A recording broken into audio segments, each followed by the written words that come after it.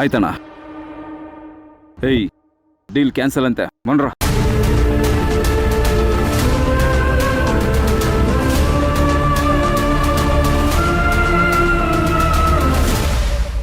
ಗೆಳೆಯ,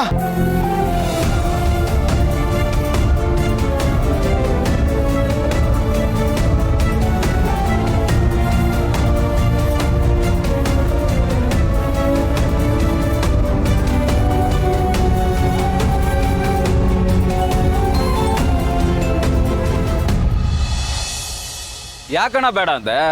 ಲಾಂಗ್ ನಾ ಅವ್ನು ಕತ್ತತ್ರ ತಗೊಂಡೋಗಿ ನಿಲ್ಸಿದೆ ಅಣ್ಣ. ಅವನ್ ಕೊಲ್ಲೋ ಉದ್ದೇಶ ನಂದಲ್ಲ ಕಣೋ. ಅವನಿಗೆ ಭಯ ಅನ್ನೋದು ಹುಟ್ಟಿಸ್ಬೇಕಾಗಿತ್ತು. ಈಗ ಭಯ ಅಂದ್ರೆ ಏನು ಅನ್ನೋದು ಅವನಿಗೆ ಗೊತ್ತಾಗಿದೆ. ಜಾಣೆ, ಸ್ವಲ್ಪ ಕುಡಿ.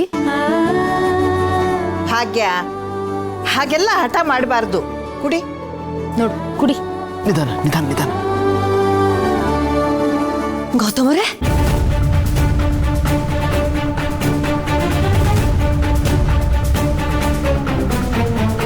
ಏನಾಯ್ತು? ಏನಾಯ್ತಣ್ಣ?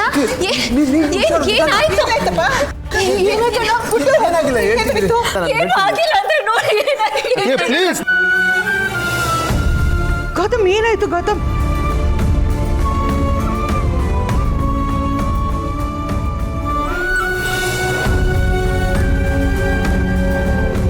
ನೋಡಿ ಪ್ಲೀಸ್, ಅವನು ಸ್ವಲ್ಪ ಶಾಕಲ್ಲಿದ್ದಾನೆ, ರೆಸ್ಟ್ ತಗೊಳ್ಳಿ, ಆಮೇಲೆ ನಾನೇ ಎಲ್ಲ ಹೇಳ್ತೀನಿ.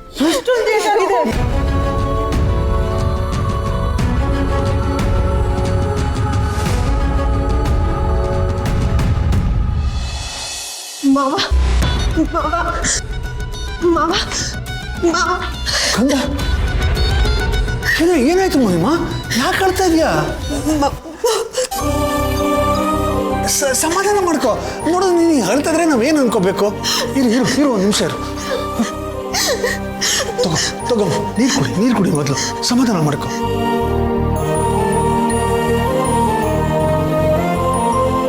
ಈಗ ಹೇಳು, ಏನಾಯ್ತು? ಯಾಕೆ ಅಳ್ತಾ ಇದೆಯಾ? ಅಣ್ಣನ ಮೇಲೆ ಯಾರೋ ಅಟ್ಯಾಕ್ ಮಾಡಿದಾರಂತೆ ಮಾವ.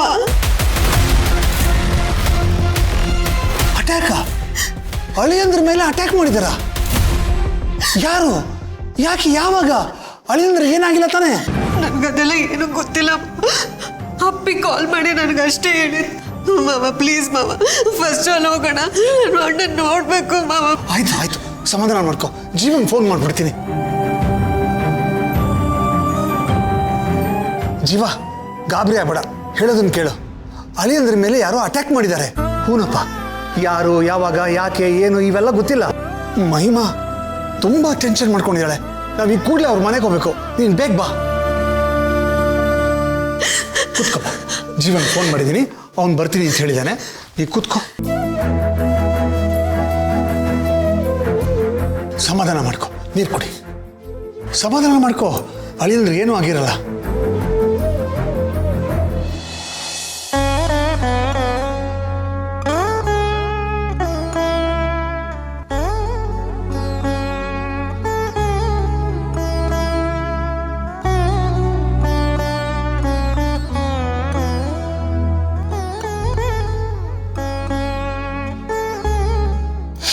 ಭೂಮಿಕಾ, ಅಳಬೇಡಿ, ಸಮಾಧಾನ ಮಾಡ್ಕೊಡಿ. ಸೀರಿಯಸ್ ಅನ್ನೋ ಥರ ಏನೂ ಆಗಿಲ್ಲ. ಸೀರಿಯಸ್ ಅನ್ನೋ ಥರದ್ದು ಏನಿಲ್ಲ. ನಿಮ್ಮ ಸ್ಥಿತಿ ನೀವು ನೋಡಿದ್ದೀರಾ? How can you one say that? ನಾವು ಪೊಲೀಸ್ ಕಂಪ್ಲೇಂಟ್ ಕೊಡಬೇಕು. ಇಷ್ಟೆಲ್ಲ ಆದರೂ ನಾವು ಸುಮ್ಮನೆ ಇರಬಾರ್ದು. ನಾವು ಪೊಲೀಸ್ ಕಂಪ್ಲೇಂಟ್ ಕೊಡಲೇಬೇಕು. ಹೌದು ಗೌತಮ್, ಭೂಮಿಕಾ ಹೇಳೋದು ಸರಿಯಾಗಿದೆ. ಫಸ್ಟ್ ಪೊಲೀಸ್ ಕಂಪ್ಲೇಂಟ್ ಕೊಡೋಣ. ಗೌತಮ್, ಇದಕ್ಕೆಲ್ಲ ಯಾರು ಕಾರಣರಾಗಿದ್ದಾರೋ ಅವರು ಸುಮ್ಮನೆ ಬಿಡಬಾರ್ದು. ನಮ್ಮ ತಂಟೆಗೆ ಬಂದರೆ ಏನಾಗುತ್ತೆ ಅಂತ ಅವ್ರಿಗೆ ಖಂಡಿತ ತೋರಿಸ್ಬೇಕು, ಕಂಪ್ಲೇಂಟ್ ಕೊಡು. ನೀವು ಯಾರು ವರಿ ಮಾಡ್ಕೋಬೇಡಿ. ಆನಂದ್ ಆಲ್ರೆಡಿ ಪೊಲೀಸ್ ಕಂಪ್ಲೇಂಟ್ ಕೊಟ್ಟಿದ್ದಾಗಿದೆ. ಹುಡ್ಕೋ ಕೆಲಸ ಶುರು ಮಾಡಿದ್ದಾರೆ. ಬಿಗ್ ಬ್ರೋ ಈ ಸ್ಥಿತಿಗೆ ಬರೋದಕ್ಕೆ ಕಾರಣ ಯಾರಿರ್ಬೋದು?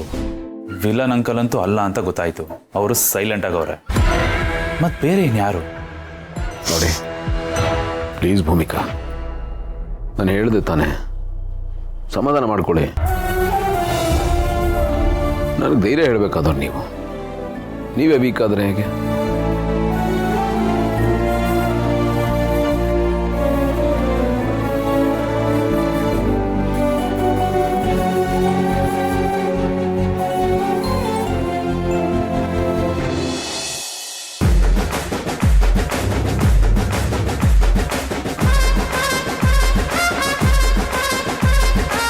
ಏಯ್ ಮಲ್ಲೆ, ಏನೇ ಮಾಡ್ತಾ ಇದ್ಯಾ?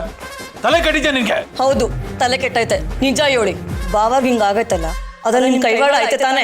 ನೀವೇ ತಾನೇ ಮಾಡ್ಸಿರೋದು. ಏನೇ ಬುಗುಳ್ತಾ ಇದ್ಯಾ? ಬಾಯಿ ಬಂದಂಗೆಲ್ಲ ಮಾತಾಡ. ಕೇಳಿದಕ್ಕೆ ಉತ್ತರ ಕೊಡಿ. ಇದಕ್ಕೂ ನಿಮಗೂ ಸಂಬಂಧ ಆಯ್ತಾ ಇಲ್ವಾ? ಜೊತೆ ಕೈಯೇ ಕೈಯೇ. ನಾನ್ ಯಾಕೆ ಈ ತರ ಎಲ್ಲ ಮಾಡ್ಲಿ? ಸುಮ್ನೆ ಆರೋಪ ಮಾಡಿದ್ರೆ ಚೆನ್ನಾಗಿರಲ್ಲ ಮಲ್ಲಿ. ಇನ್ನೇನ್ ಮಾಡೋದು? ಎಲ್ಲ ನೋಡ್ಬಿಟ್ಟಿವ್ನಲ್ಲ, ಅದಕ್ಕೆ ಕೇಳ್ತಿರೋದು, ಇದ್ರಲ್ಲಿ ನಿಮ್ ಪಾತ್ರ ಆಯ್ತಾ ಇಲ್ವಾ ಅಂತ. ಎಷ್ಟೇ ಆದ್ರೂ ಗೋಸುಂಬೆಗೆ ಹತ್ರ ಸಂಬಂಧಿ ಅಲ್ವಾ ನೀವು? ಗೋಸುಂಬೆಗಿಂತ ವೇಗವಾಗಿ ಬಣ್ಣ ಬದಲಿಸೋದ್ರಲ್ಲಿ ಎತ್ತಿದ ಕೈ. ನಿಮ್ಗೆ 2 ಮುಖ ಐತೆ, 2 ನಾಲ್ಗೆ ಐತೆ, ಆದ್ರೆ ಈ ಮನ್ಸು ಅನ್ನೋದು ಇಲ್ವೇ ಇಲ್ಲ. ನಿಮಗೆ ಒಳ್ಳೇದಾಗತ್ತೆ ಅಂತಂದ್ರೆ ನೀವೆಂತ ಮನೆ ಹಾಳು ಕೆಲಸ ಮಾಡಕ್ಕೂ ರೆಡಿ ಆಗಿದ್ದೀರಾ ಅಂತ ನಂಗೆ ಚೆನ್ನಾಗಿ ಗೊತ್ತೈತೆ. ನಿಮ್ಮ ಆಳ ಅಗ್ಲ ಎಲ್ಲ ಚೆನ್ನಾಗಿ ಅರ್ಥ ಮಾಡ್ಕೊಂಡ್ಬಿಟ್ಟಿವ್ನಿ. ಏನೇ ಅರ್ಥ ಮಾಡ್ಕೊಂಡಿರೋದು ನೀನು ಮಣ್ಣು? ನೀವೆಂತ ಕೇಳಿ ಅಂತ ಅರ್ಥ ಮಾಡ್ಕೊಂಡಿವ್ನಿ. ಎಲ್ಲ ಮಾತಾಡೋದಕ್ಕೆ ಎಷ್ಟೇ ಧೈರ್ಯ ನಿನ್ಗೆ? ನನ್ನ ಧೈರ್ಯದ ಬಗ್ಗೆ ಹಾಗಿರ್ಲಿ, ನೀವೀಗೆ ಮ್ಯಾಲಿನ ಮೇಲೆ ಮನೆ ಹಾಳು ಕೆಲಸ ಮಾಡ್ತಿದ್ದೀರಲ್ಲ, ನಿಮಗೆಷ್ಟು ಧೈರ್ಯ? ಯಾಕೆ? ಯಾರು ಹೇಳೋರು ಕೇಳೋರು ಇಲ್ಲ ಅಂತನಾ, ಅಥವಾ ಯಾರು ಏನ್ ಮಾಡ್ಬಿಡ್ತಾರೆ ಅಂತನಾ? ಒಂದ್ ತಿಳ್ಕೊಳ್ಳಿ, ಇಷ್ಟ ದಿನ ಈ ಮಲ್ಲಿ ಮಾರ್ಕೆಟಲ್ಲಿ ಸಿಗೋ ಮಲ್ಲಿಗೆ ಹೂ ತರ ಇದ್ಲು, ಆದ್ರೆ ಈಗ ಮಟನ್ ಶಾಪಲ್ಲಿ ಇರೋ ಮಚ್ ತರ ಆಗೋಳೆ. ಅದ್ ನೆನ್ಪಿರ್ಲಿ ನಿಮ್ಗೆ. ಬಾವಾಗ ಹಿಂಗ ಆಗೈತಲ್ಲ, ಅದರಲ್ಲಿ ನಿಮ್ ಕೈವಾಡ ಅಥವಾ ನಿಮ್ಮವ್ರು ಯಾರಾದ್ರೂ ಭಾಗಿಯಾಗಿದೆ ಅಂತ ನನಗೆ ಗೊತ್ತಾಯ್ತು ಅಂತಂದ್ರೆ ನಿಮ್ ಯಾರನ್ನು ಉಳ್ಸೋಕಿಲ್ಲ, ಗಂಡ ಅಂತನೂ ನೋಡಕ್ಕಿಲ್ಲ. ಏಯ್ ಮಲ್ಲಿ, ಸಮಾಧಾನವಾಗಿ ಹೇಳ್ತಾ ಇದೀನಿ, ಕೇಳಿಸ್ಕೊ. ಲೂಸ್ ತರ ಮಾತಾಡ. ನನಗೂ ಇದಕ್ಕೂ ಯಾವ ಸಂಬಂಧನೂ ಇಲ್ಲ ಅಷ್ಟೇ. ನೀವಲ್ಲ ಅಂದ್ರೆ ಇನ್ಯಾರು? ಹಾ, 4 ತಿಂಗಳಿಂದ ಈ ಮನೆ ಶಾಂತವಾಗಿತ್ತು, ನೆಮ್ಮದಿಯಾಗಿತ್ತು. ನನ್ನ ಮಗ ರಾಜೇಂದ್ರ ಭೂಪತಿ ಜೈಲಿಂದ ವಾಪಸ್ ಬಂದ ಅಲ್ಲ, ಅದಕ್ಕೆ ಈ ತೊಂದರೆ ತಾಪತ್ರೆಯ ಇಲ್ಲ. ಈ ಕಂತ್ರಿ ಕೆಲಸನ ಕಂತ್ರಿ ನಾಯ ಮಾಡಿದಾನೆ. ಅವನ ಮಾತು ಸುಮ್ಮನೆ ಬಿಡೋಕ್ಕಿಲ್ಲ.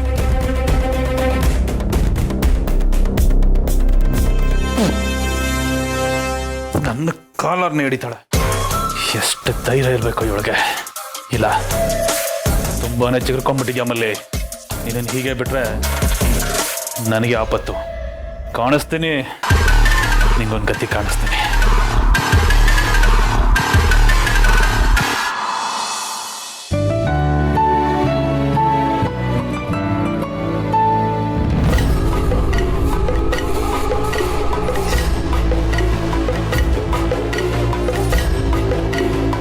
ಏನು ಹಾಗೆ ನೋಡ್ತಾ ಇದೀಯಾ? ನಾನು ಯಾಕೆ ಬಂದೆ ಅಂತಾರ? ವಿಷಯ ಹೀಗೆ ಅಂತ ಗೊತ್ತಾಯ್ತು, ಬಂದ್ಬಿಟ್ಟೆ. ಈ ಮನೆ ನನ್ಗೆ ಹೊಸ್ತಲ್ವಲ್ಲ, ಈ ಮನೆಯವರು ನನಗೆ ಹೊಸಬರಲ್ಲ. ಒಂದು ಕಾಲದಲ್ಲಿ ನಿಮ್ಮ ಅಪ್ಪನಿಗೆ ರೈಟ್ ಹ್ಯಾಂಡ್ ಆಗಿದ್ದವ್ ನಾನು. ಮನಸ್ಸು ತಡಿಲಿಲ್ಲ, ಯಾರು ಏನು ಬೇಕಾದ್ರೂ ಅಂದ್ಕೊಳ್ಳಿ ಅಂತ ಬಂದ್ಬಿಟ್ಟೆ. ಏನು ಗೌತಮ್ ಇದೆಲ್ಲ? ಏನಾದರೂ ಹೆಚ್ಚು ಕಮ್ಮಿ ಆಗಿದ್ರೆ ಏನು ಗತಿ? ಮಗು ಬೇರೆ ಆಗ್ತಾ ಇದೆ. ಇಂಥ ಟೈಮಲ್ಲಿ ಹೀಗೆಲ್ಲ ಮಾಡ್ಕೊಂಡಿದ್ಯಲ್ಲ ನೀನು. ಸ್ವಲ್ಪ ಹುಷಾರಾಗಿರ್ಬೇಕು ತಾನೆ.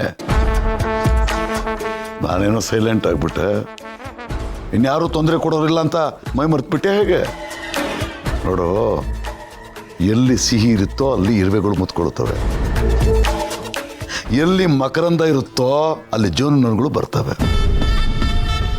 ಎಲ್ಲಿ ಸಂಪತ್ತಿದೆಯೋ, ಎಲ್ಲಿ ಐಶ್ವರ್ಯ ಇದೆಯೋ ಅಲ್ಲೇ ಕೆಟ್ಟ ಕಣ್ಣುಗಳು ಬೀಳೋದು. ನಾನು ಸುಮ್ಮನೆ ಇದ್ದ ಮಾತ್ರಕ್ಕೆ ಬೇರೆಯವರು ಸುಮ್ಮನೆ ಇರಬೇಕು ಅಂತ ಏನಿಲ್ವಲ್ಲ. ನಿನ್ನ ಹತ್ರ ಇರೋ ಆಸ್ತಿ, ದುಡ್ಡು, ಅಂತಸ್ತು ಎಲ್ಲರ ಕಣ್ಣನ್ನು ಕುಗ್ತಾ ಇರುತ್ತೆ. ನಿನ್ನಂಥವ್ರು ಎಷ್ಟು ಎಚ್ಚರಿಕೆಯಿಂದ ಇದ್ರು ಸಾಲ್ತು.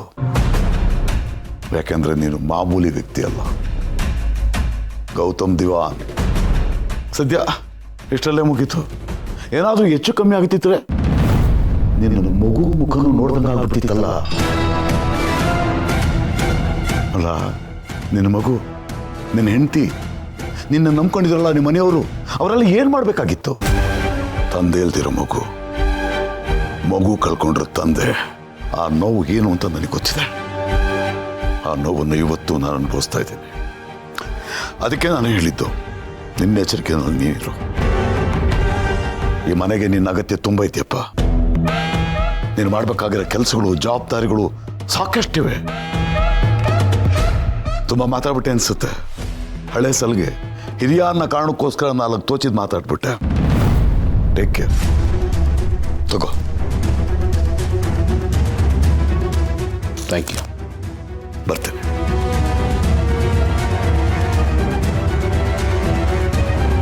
ಗೆಳೆಯ, ಏನು ಇದು? ಇಷ್ಟೊತ್ತು ನಾವು ನೋಡಿದ್ದು ಕೇಳಿದ್ದು ನಿಜಾನಾ? ಇವನು ಈ ಪಾರ್ಟಿ ಬದಲಾಗಿದ್ದಾನೆ ಅಂದರೆ ನಂಬಕ್ಕೆ ಆಗ್ತಾ ಇಲ್ವಲ್ಲೋ?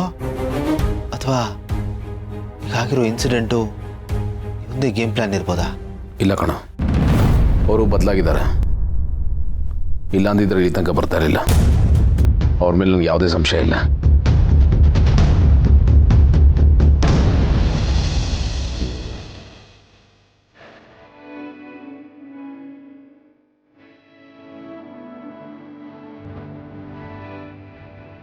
ಮೇಡಮ್, ನೀವು ಹಿಂಗೆಲ್ಲ ಡಲ್ ಆಗಿ ಇರಬೇಡಿ ಮೇಡಮ್. ನೋಡಕ್ ಕಷ್ಟ ಆಗುತ್ತೆ ಮೇಡಮ್. ನೀವು ಬೈಯೋ ಥರ ಏನಾದರೂ ಕೆಲಸ ಮಾಡಲ ಮೇಡಮ್? ಯಾವಾಗಲೂ ಬೈತಿದ್ರಲ್ಲ, ಹಂಗೆ ಬೈದ್ಬಿಡಿ ಮೇಡಮ್. ನನಗೂ ಸಮಾಧಾನ ಆಗುತ್ತೆ, ನೀವು ನಾರ್ಮಲ್ ಆಗ್ತೀರಾ. ಆದರೆ ದಯವಿಟ್ಟು ಹಿಂಗೆಲ್ಲ ಕೂತ್ಕೋಬೇಡಿ ಮೇಡಮ್. ಸಾರಿ ಮೇಡಮ್, ಸಿಚುವೇಶನ್ ಅರ್ಥ ಮಾಡ್ಕೊಳ್ದೆ ತಮಾಷೆಗೆ ಮಾತಾಡ್ಬಿಟ್ಟೆ. ಆದರೆ ನಾನು ತಾನೇ ಏನು ಮಾಡಲಿ ಮೇಡಮ್?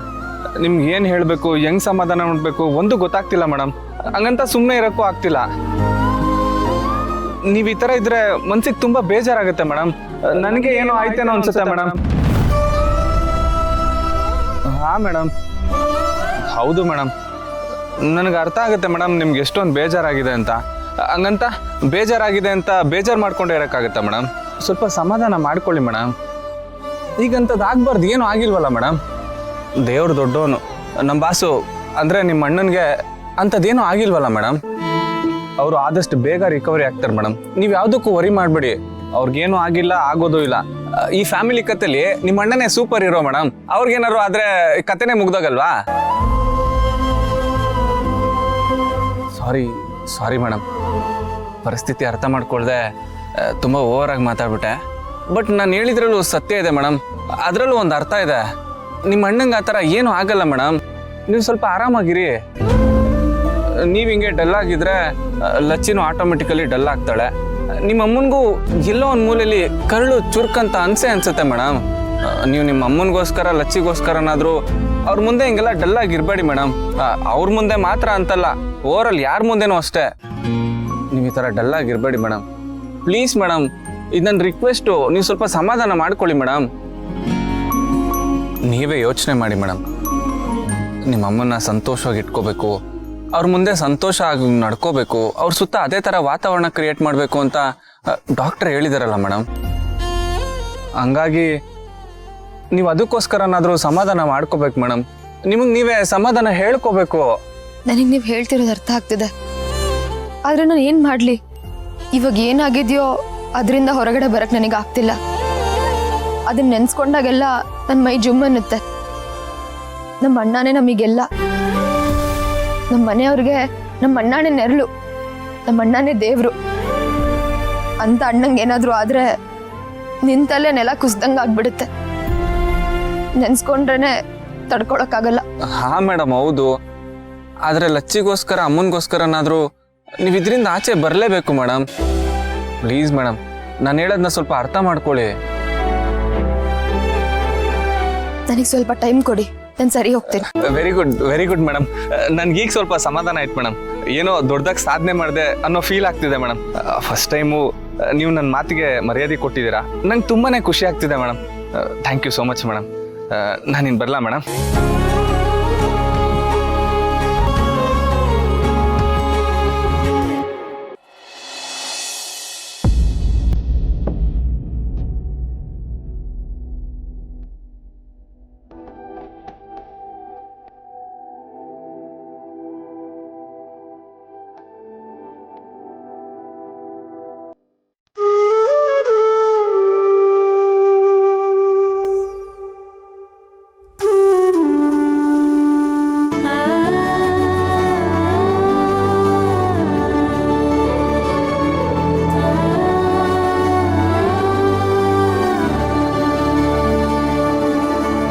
ನನ್ನ ಮಗ ನೋವಲ್ಲಿ ಮಲಗಿದ್ದಾನೆ.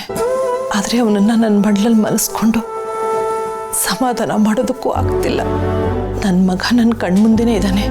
ಅವನಿಗೇನಾಗಿದೆ ಅಂತ ಗೊತ್ತಾಗ್ತಿದೆ, ಆದರೆ ನನಗೇನು ಮಾಡೋದಕ್ಕಾಗ್ತಿಲ್ಲ. ನನ್ನ ಮಗನ ಪಾಲಿಗೆ ನಾನು ಇದ್ದು ಇಲ್ದಂಗೆ ಆಗ್ಬಿಟ್ಟಿದ್ದೀನಿ. ಪರಿಸ್ಥಿತಿ ಮುಂದೆ ತೀರಾ ಅಸಹಾಯಗಳಾಗ್ಬಿಟ್ಟಿದ್ದೀನಿ. ಇಂಥ ಸ್ಥಿತಿ ಯಾವ ತಾಯಿಗೂ ಯಾವತ್ತೂ ಬರಬಾರ್ದು. ನನ್ನ ಮಗನಿಗೆ ಹೀಗಾಗಿರೋದಕ್ಕೆ ಆ ಶಾಕುಂತಲನೇ ಕಾರಣ ಆಗಿರ್ಬೋದಾ? ಇದ್ರೂ ಇರಬಹುದು. ಅವಳು ತನ್ನ ಸ್ವಾರ್ಥಕ್ಕೋಸ್ಕರ ಏನ್ ಬೇಕಾದ್ರೂ ಮಾಡ್ತಾಳೆ. ಅವಳು ಏನು ಅನ್ನೋದು ನನಗೆ ಮಾತ್ರ ಗೊತ್ತು. ಮುಂದೊಂದು ದಿನ ಅವಳು ಏನು ಅನ್ನೋದನ್ನ ನಾನೇ ಎಲ್ಲರ ಮುಂದೆ ಬಯಲು ಮಾಡ್ತೀನಿ. ಅವಳ ಮುಖವಾಡದ ಹಿಂದೆ ಇರೋ ಅವಳ ನಿಜವಾದ ಮುಖನ ನಾನೇ ತೋರಿಸ್ತೀನಿ. ಅವಳ ಆಟಕ್ಕೆ ನಾನೇ ನಾಂದಿ ಹಾಡ್ತೀನಿ.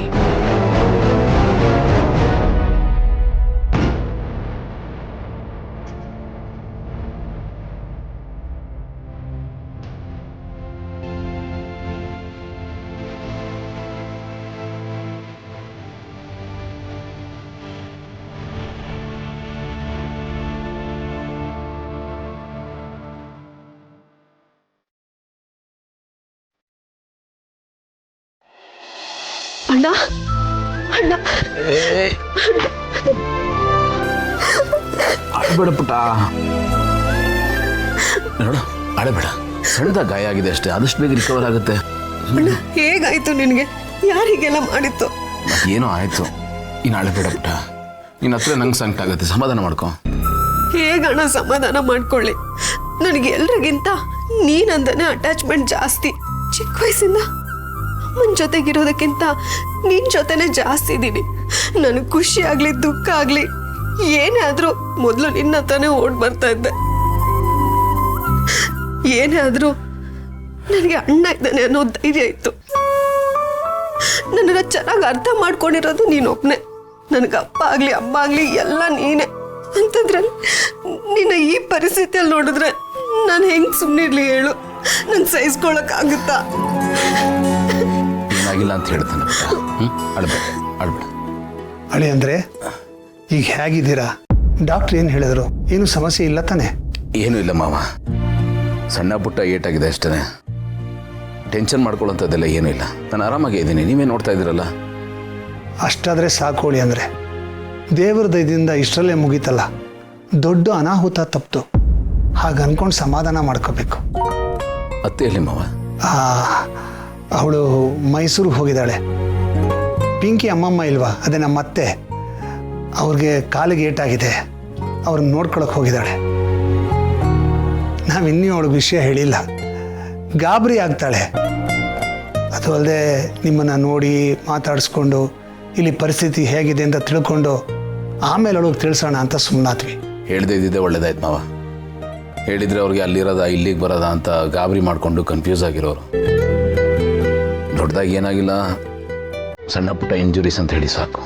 ಸರಿ ಹೇಳಿ ಅಂದರೆ ಮಾವ, ಭೂಮಿಗಾಗಿ ಸ್ವಲ್ಪ ಧೈರ್ಯ ಹೇಳಿ. ಇಂಥ ಸಮಯದಲ್ಲಿ ಯಾವುದನ್ನು ತಲೆಗೆ ಹಚ್ಕೋಬೇಡಿ ಅಂತ ಸ್ವಲ್ಪ ಧೈರ್ಯ ಕೊಡಿ. ನಾನು ಹೇಳಿದ್ರೆ ಕೇಳಲ್ಲ, ನಿಮ್ಮ ಮಾತನ್ನು ಕೇಳ್ತಾರೆ. ದಯವಿಟ್ಟು ಸ್ವಲ್ಪ ಸಮಾಧಾನ ಮಾಡಿ. ಆಯಿತು, ಮಾತಾಡ್ತೀನಿ.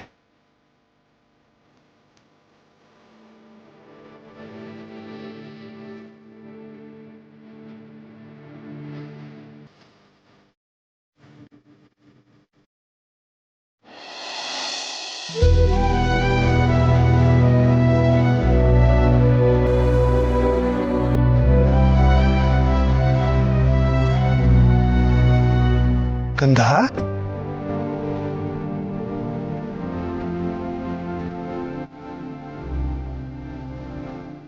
ಏನ್ ಕಂದ ನೀನು ಎಲ್ರಿಗೂ ಧೈರ್ಯ ಹೇಳೋಳು, ಎಲ್ಲ ತಿಳಿದಿರೋಳು ನೀನು. ನೀನೇ ಹೀಗಾದ್ರೆ ಹೇಗೆ? ನೋಡು, ನೀನು ಬೇಜಾರು ಮಾಡ್ಕೊಂಡಿದ್ರೆ ಅಳಿಯಂದ್ರಿಗೆ ಕಷ್ಟ ಆಗತ್ತೆ ಕಂದ. ಅದು ಅಲ್ಲದೆ ನಿನ್ನ ಒಳಗೆ ಒಂದು ಜೀವ ಇದೆ. ನೀನು ಹೀಗಿದ್ರೆ ನಿನ್ನ ಆರೋಗ್ಯ ಏನಾಗಬೇಡ, ಅದ್ರ ಮೇಲೆ ಪರಿಣಾಮ ಬೀರುತ್ತೆ, ಮಗುವಿನ ಮೇಲೆ ಪರಿಣಾಮ ಬೀರುತ್ತೆ. ನೀನು ಬರೀ ಒಂದು ಮಗು ಹೊತ್ಕೊಂಡಿಲ್ಲ ಕಂದ, ನೀನೊಂದು ದೊಡ್ಡ ಜವಾಬ್ದಾರಿನ ಹೊತ್ಕೊಂಡಿದ್ಯಾ. ನಮ್ಮೆಲ್ಲರ ನಿರೀಕ್ಷೆ, ನಮ್ಮೆಲ್ಲರ ಆಸೆ ಹೊತ್ಕೊಂಡಿದ್ಯಾ. ಅದು ನಿನ್ನ ಮನಸ್ಸಲ್ಲಿರ್ಬೇಕು. ಅಳು ನಿಲ್ಸು, ಅದು ಒಳ್ಳೇದಲ್ಲ. ಅಳಿಯಂದ್ರಿಗೆ ಏನೂ ಆಗಿಲ್ಲ, ಬೇಗ ಹುಷಾರಾಗ್ತಾರೆ. ಈ ಅಪ್ಪನ ಮಾತು ಮೇಲೆ ನಂಬಿಕೆ ಇದೆ ಅಲ್ವಾ? ಈ ಅಪ್ಪನ ಮಾತು ಬೆಲೆ ಕೊಡ್ತೀಯ ಅಲ್ವಾ? ಸಮಾಧಾನ ಮಾಡ್ಕೊ. ಧೈರ್ಯವಾಗಿರು, ಏನೂ ಆಗೋದಿಲ್ಲ.